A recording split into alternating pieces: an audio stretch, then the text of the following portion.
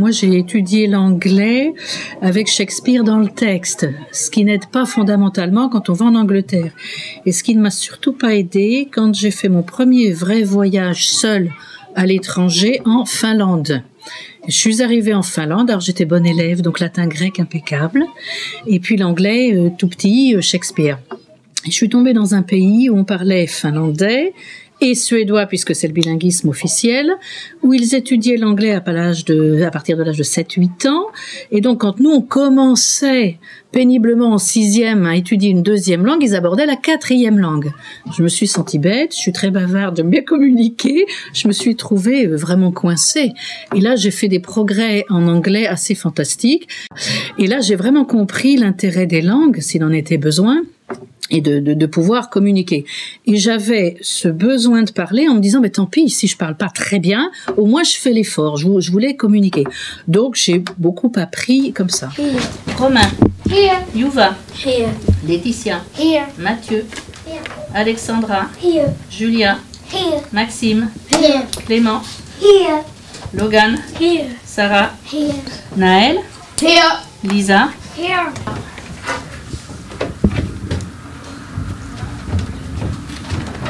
Et en plus, c'est ton quart d'heure fantastique aujourd'hui. J'aime quand on fait des petites comptines et le matin quand on pose les questions. Quel temps fait-il? Quel jour nous sommes? Quel jour nous serons demain? Surtout, moi, ce qui m'a impressionné, c'est qu'elle nous a aussi appris les mois de l'année, enfin les jours de la semaine. Et elle nous a appris aussi par exemple s'il fait soleil en anglais, c'est sunny, et aussi d'autres choses comme ça. La température de ce matin est de 11 degrés.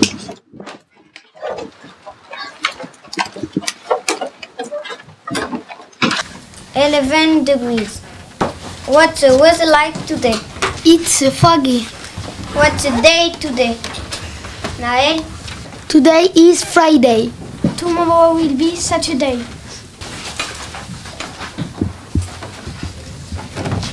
At the canteen today. Sarah. 1, 2, 3, 4, 5, 6, 7, 8, 9, 10, 11, 12, 20, 13, 14, 50.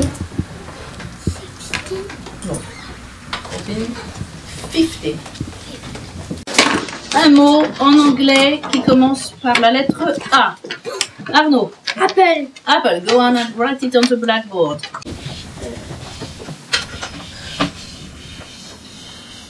Ok. Lettre B. Lisa. Banana. Banana. Arnaud, qu'est-ce que tu aurais pu me mettre devant Apple? Apple. Good. Tu nous expliques pourquoi? Parce qu'il y a deux... Ça commence à voyelles.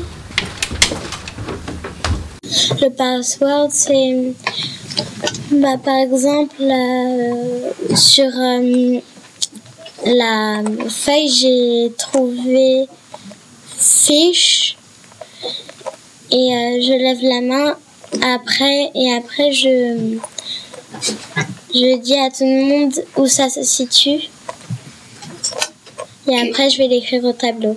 On fait le password tous les matins. Where are they? Where are the eggs? Left or right, up or down? Middle. Middle. Left. Middle left. Qui n'ont pas participé encore me trouve quelque chose. Peut-être que H c'est difficile.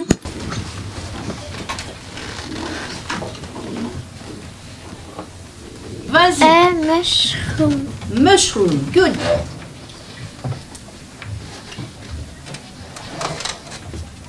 Formidable.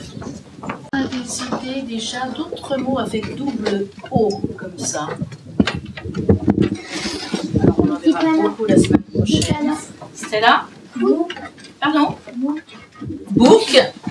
Roses are red, violets are blue, sugar is sweet, and so are you.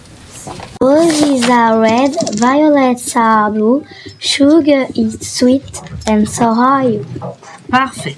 La communication, se faire l'oreille aussi, donc c'est d'où l'intérêt des tongue twisters, the weather wet, the weekend's wet weather, c'est tous les donc de se faire à l'oreille pour pouvoir après parler sans complexe. Je crois qu'en CM1 ça commence à se bloquer un peu, mais ils sont encore à l'âge où on peut lâcher les choses et dire les choses sans se contraindre, sans avoir peur du regard de l'autre, de l'oreille de l'autre là en l'occurrence. Hello, Ginger. Hello everybody. The weekend wet weather was wonderful for worms. The weekend's wet weather. The weekend's wet weather was wonderful for worms. Wonderful. The weekend wet weather was wonderful for worms. For worms. For worms. Good. Silly Sally shoot 7 silly sheep. Perfect. Silly Sally shoot 7 silly sheep. What noise a noise? What noise a noise? An oyster. An oyster. Any noise a noise. Any noise a noise. An oyster. An oyster. But a noisy noise. But a noise a noise. A noise an oyster. A noise an oyster. A noise an oyster. A noise an oyster. No. No. What noise a nice and oyster? Any noise a nice and oyster. But a nice and nice and oyster. More. Comme on est en CM1, on a aussi de l'écrit. Mais c'est d'abord beaucoup l'oral. Tout à l'heure, donc il y avait un chant que tous connaissent, mais je ne donne la fiche de chant que bien après qu'on l'ait apprise et que tout le monde le sache vraiment. Donc il y a effectivement un demi-groupe qui avait la feuille et puis l'autre, c'est cette semaine, donc ils viennent de la voir. Parce que c'est vraiment beaucoup, d'abord l'oreille, d'abord oser, et puis après, bien sûr, l'écrit, quoi. Roses are red, violets are blue, sugar is sweet, and so are you. Voilà, pas mal. Morning bells. Morning bells Are ringing. are ringing. Ok. On essaiera en canon, une fois à l'unisson et après on se lance dans le canon carrément. Are you sleeping? Are you sleeping? Brother John, Brother John. Ringing, more bells are ringing, ding dong dong. Ding dong dong, ding dong dong. Alors on va commencer par là d'ailleurs. Tiens. Attention, c'est toi prête. Are you sleeping? Are you sleeping? Are you sleeping? Are you sleeping? Brother John, Body bells are ringing, body bells are ringing, body bells are ringing. Ding dong dong, ding dong dong. C'est bien. Je fais de l'anglais depuis plusieurs années. Je fais de l'anglais depuis le CP. Roses are red, violets are blue, sugar is sweet, and so are you. On fait de l'anglais à peu près tous les après-midi et aussi après la récréation du matin. Moi, je trouve qu'avec la maîtresse, on apprend beaucoup de mots et beaucoup de choses qui vont nous servir quand on sera plus grand, si on va faire des voyages dans des pays comme le Canada, l'Irlande du Nord ou en Grande-Bretagne. Moi, j'aime bien quand la maîtresse, elle nous raconte des histoires en anglais. Oui, je trouve qu'on a fait tous beaucoup de progrès, parce qu'avant, je ne savais pas bien prononcer les mots en anglais. Je les prononçais plus en français qu'en anglais.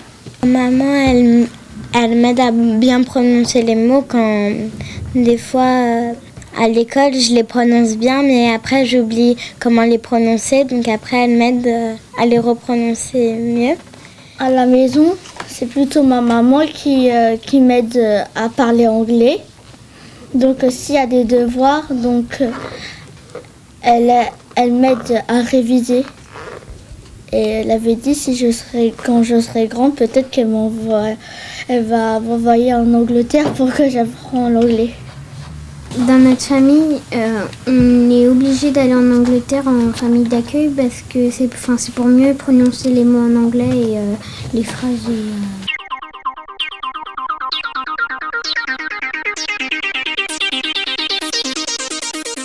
Donc voilà la salière, la Snapdragon, donc qui est classique, mais simplement ils en ont fabriqué chacun une.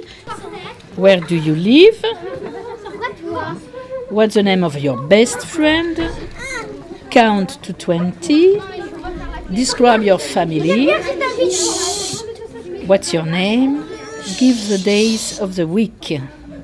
J'ai les cubes et en fait, ce vocabulaire-là est exactement ce qu'on leur apprend nous, finalement. C'est le niveau maternel. Donc voilà, et ça sont des chansons, Old King Cole ou des comptines classiques et qui sont habituelles. Donc ça leur fait et l'oreille et la culture en même temps. Donc là, le coin jeu, donc là, comme ce sont des jeux où ils jouent à 3 ou 4 ou 2 pour le snap, sont des temps un petit peu plus longs. Mais voilà, donc ce sont des jeux en anglais. L'air de rien, ils apprennent. Donc j'ai le bingo. J'ai celui-là qui plaît bien aussi parce que c'est le bingo des nombres. Voilà. Donc on est dans un loto là. Et ça c'est intéressant pour eux de revoir un petit peu les nombres de façon ludique, hein, toujours. J'aime bien aussi quand on fait des comptines et quand on fait des bingos. Si c'est sur les aliments, et ben on pose des questions comment s'appellent les aliments et on lève la main pour avoir une petite carte sur notre plaquette et dès qu'on a terminé la plaquette, et ben on dit bingo. Le bingo, alors oui, tout le monde ne connaît pas. Voilà, on tourne et puis on tombe sur mouse. Donc si on a la chance d'avoir la plaque avec la souris, hop, on va pouvoir mettre un petit jeton bingo sur la poule, sur voilà. Am I a banana? Donc on a toutes les plaques, donc les moyens de transport, les objets, etc. Et puis donc des cartes qui vont donner le vocabulaire. Alors là encore, je passe pas trop, enfin je passe entre les classes, entre les groupes, ils parlent comme ils peuvent, c'est pas grave. Des snap cards, ça se peut jouer à 2. Alors, 2 façons de jouer avec celui-là. Soit c'est un memory, donc là on a les couleurs. Voilà. Soit c'est un jeu genre bataille, chacun abat une carte, et si on a les 2 mêmes cartes, donc là nos dos pink, le premier qui tape en disant snap remporte les cartes. Donc en même temps, pareil, il y a le vocabulaire, a pink book, a pink pig. Il le voit écrit. Là, je l'ai fait sur 2 ans. Celui-là, je viens de le prendre là parce que je voulais changer un petit peu. Mais c'est vraiment un investissement pas lourd et puis qui leur fait plaisir. Quand on annonce qu'on joue en anglais, alors là, voilà. Ça, c'est un truc que j'ai récupéré. Bon, il n'est pas très beau, mais Big Book, ben, c'est déjà pas mal. Et après, en fait, je l'ai récupéré, ça pareil, dans une école anglaise, une garderie, une petite école qui le jetait, hein, clairement. Donc voilà, il est abîmé. Et après, on a des dessins. Et je m'en sers aussi bien en français. Donc c'est un matériel qui est transversal finalement. Donc c'est le coin bibliothèque. Et pareil. Il y en a que j'ai acheté, comme celui-là. Do you want to be my friend? Postman Pat, c'est pas mal. Ça, j'ai une cassette. Vieux, de Postman Pat avec des petites chansons. Voilà, il n'y a pas grand chose.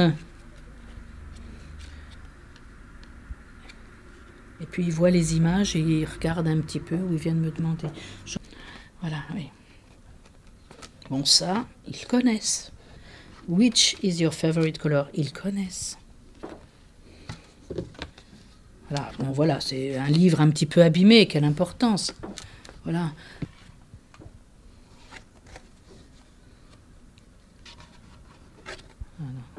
Je ne comprends pas tous les mots, mais j'en comprends quelques-uns.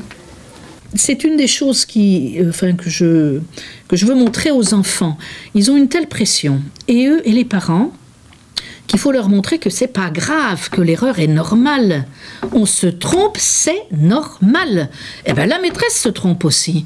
Bon, pareil pour l'anglais, pour les langues. Je reprends pas toujours parce que je crois que l'important c'est de parler. Comme tout à l'heure, il y avait un double E qui était pas très bien prononcé. C'est pas grave, c'est pas grave. Si on les bloque tout de suite, c'est fini. Il faut qu'ils se lancent et de même qu'il faut que les maîtresses se lancent aussi. Je crois que ça fait partie de notre vie humaine, donc incomplète.